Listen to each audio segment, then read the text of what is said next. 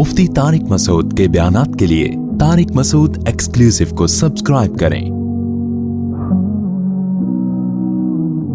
Tariq Masood exclusive.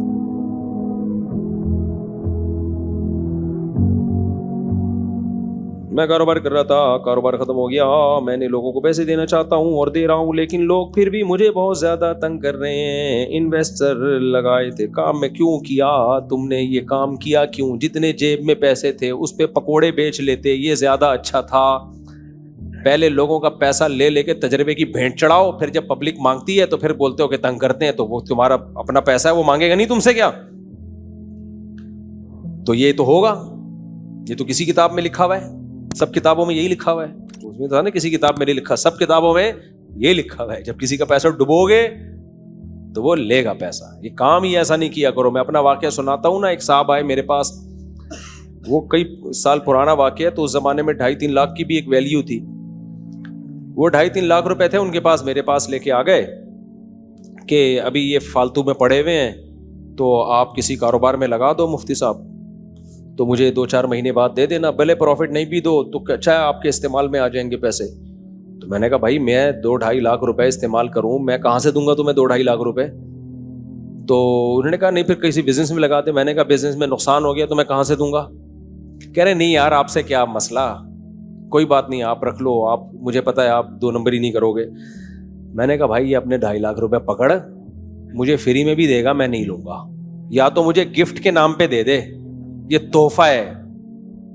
Label 2 नंबरी कभी भी नहीं बर्दाश्त करो। 2 नंबरी का मतलब दुगली बातें, माली मामलात में बिल्कुल 1 नंबरी। जो मुंह से बोल रहा है वही जबान से भी हो, वही लिख के भी हो, वही दिल में भी हो। मैंने कहा फिर आप जब को आपको प्रॉफिट भी नहीं चाहिए और आपको डूबने का गम भी नहीं है, तो फिर आप बोलो ये आपको गिफ्ट है, हदिया है, इसी वक्त मैं इससे गोला गंडा खरीद के खाऊं, इसी वक्त मैं इससे कुछ भी खरीद लूं। हदिया तो फिर पूछता थोड़ी आदमी। कह रहे नहीं हदिया तो नहीं, ये कारोबार में लगा दें, अगर प्रॉफिट हो गया तो दे दिएगा। मैंने कहा ये इख्तियारात ऐसे दे रहे हो जैसे गिफ्ट दे रहे हो मुझे। बात लफ्ज क्या इस्तेमाल कर रहे हो? कारोबार का।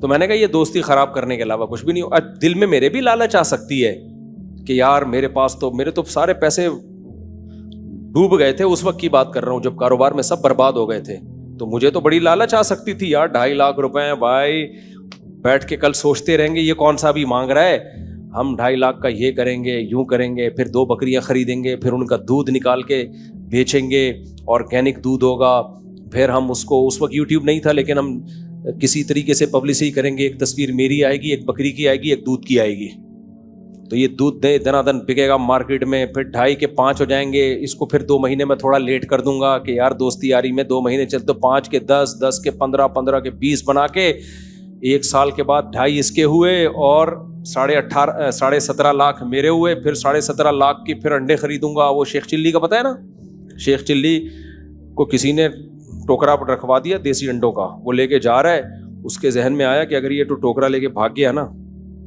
तो क्या होगा कि ये अंडे तू मुर्गी के नीचे रखना, इससे निकलेंगे चूजे, फिर वो चूजे को तू खिलाना पिलाना, हो जाएंगे वो बड़े, फिर उससे ब्रीडिंग करवाना, और चूजे, फिर और चूजे, फिर और चूजे, 4, 5, 6 साल के अंदर तेरा पोल्ट्री फार्म का पूरा एक बिजनेस, फिर वो अंडे ही अंडे, तेरा देसी अंडों का बिजनेस, फिर तू ऐसा करना मुलाजिम रखना, सोचता हुआ जा रहा है ना, मुलाजिम रखना, फिर तू ये करना, फिर एक दिन आएगा 5-6 साल के बाद तो भाई नोट छापने की मशीन, फिर उसके बाद तेरा होगा अपना ज़ाती घर, फिर तेरी होगी ख़ानदानी सी बीवी, क्योंकि पैसा होगा जाहिर है, तो बीवी भी बड़े घर की मिलेगी, फिर तेरे होंगे बच्चे, फिर बच्चे तो आपको पता है पैसे मांगते हैं, फिर वो आएंगे अब्बू पैसे, मैं बोलूँगा हटो यहाँ से।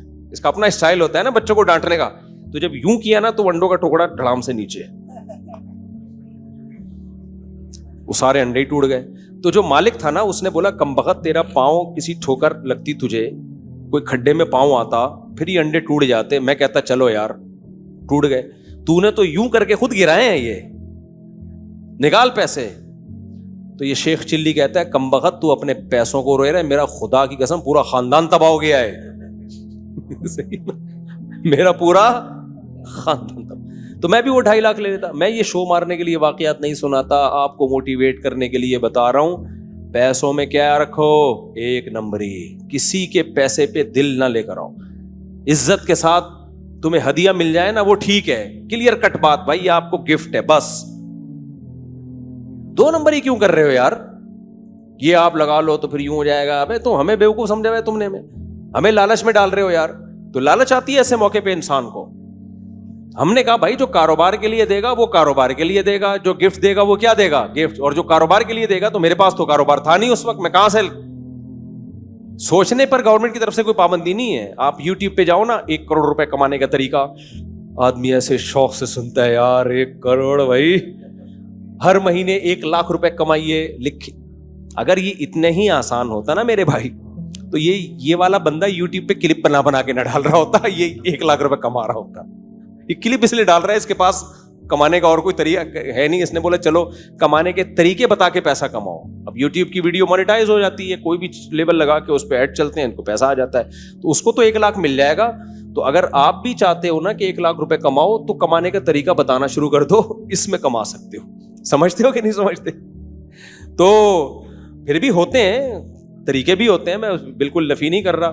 تو بھائی میرے پاس تو طریقہ نہیں تھا. میں نے کہا میں مولوی آدمی ہوں, مسجد میں نماز پڑھاتا ہوں, مدرسے میں استاذ ہوں, تو بھائی میرے پاس, تو میں نے کہا بھائی تو رکھ لے اس کو, مجھے نہیں چاہیے. میں نے دے دیے اس کو, نہیں چاہیے. اور میں نے کہا یہ حماقت میرے ساتھ تو کر لی, کسی اور کے ساتھ مجھے لگا یہ بہت زیادہ بے وقوف ہے. تھوڑا بے وقوف نہیں ہے, کیا ہے پیسے آئے اور لا کے کسی کو پکڑا رہا ہے کہ تم رکھ لو, 2.5 مہینے بعد مجھے دے دینا. مجھے لگا یہ تھوڑا بے وقوف نہیں ہے. تو وہ جو حماقت لسٹ تیار ہوئی تھی نا, اس میں سب سے پہلے نام کس کا ہونا چاہیے؟ اس کا ہونا چاہیے. ہو سکتا ہے وہ کہہ رہا ہوں اس کا نہیں, مفتی صاحب کا ہونا چاہیے, کیونکہ انہوں نے واپس کر دی. پھر اس نے کیا کیا, کسی اور کو دیے. وہ بڑا مالدار آدمی تھا, اس کے لیے 2.5 لاکھ کی کوئی حیثیت نہیں تھی, اس کو دے دیے. وہ کہہ رہا ہے میں فلانی, وہ میں بتاؤں گا نہیں نا کہ کیا بنا رہا تھا, ورنہ وہ سمجھ جائے گا نا یہ تو مفتی صاحب سیدھے سیدھا میرا قصہ سنا رہے ہیں, تو اس لیے میں کچھ پہلو حذف کر دیتا ہوں. اس نے کہیں کاروبار میں لگائے اور الحمدللہ ڈبو دیے, اللہ کا بڑا فضل ہوا. اب یہ جا کے مانگ رہا ہے, 1 سال ہو گیا, میرے پاس آیا, یار پیسے ہی نہیں دے رہا. میں نے کہا اگر وہ پیسے دے دینا تو میرا نام ہٹا کے اس کا نام ڈال دینا. تو کوئی بھی نہیں چاہتا کہ اس کا نام احمقوں کی لسٹ میں. میں نے کہا بھائی صاحب گئے, اور دے گا نا ایسے توڑ کے لچڑ پنے کے ساتھ دے گا کہ اس کی کوئی ویلیو رہے گی ہی نہیں بھائی. اور وہ دونوں داڑھی والے, میں بھی داڑھی والا, وہ بھی داڑھی والا, اور وہ بھی کیا نمازی, تینوں نمازی. سمجھ رہے ہو, سب نمازیوں کو کیا لگا رہے ہوتے ہیں؟ چونا. نماز تینوں پڑھتے ہیں ماشاءاللہ, میں بھی پڑھتا ہوں, وہ جو 2.5 لاکھ لے کر آئے تھے وہ بھی پڑھتے ہیں. اور جس کو دیے, اب تک پتہ نہیں دیے بھی ہے کہ نہیں دیے اس نے, اب دے بھی دے گا تو اس زمانے کا 2.5 لاکھ اور اب میں تو بڑا فرق ہے, تو پروگرام ہی بڑھ گیا. تو کھوپڑی میں آتا نہیں ہے لوگوں کے, پیسوں کے معاملات میں بڑی ہیرا پھیری ہے. تو بھائی پیسوں میں کبھی لالچ مت کرو. کوئی امانت لے کر آیا ہے, بھائی اس کی امانت ہے, اس سے ہمارا کوئی لینا دینا نہیں.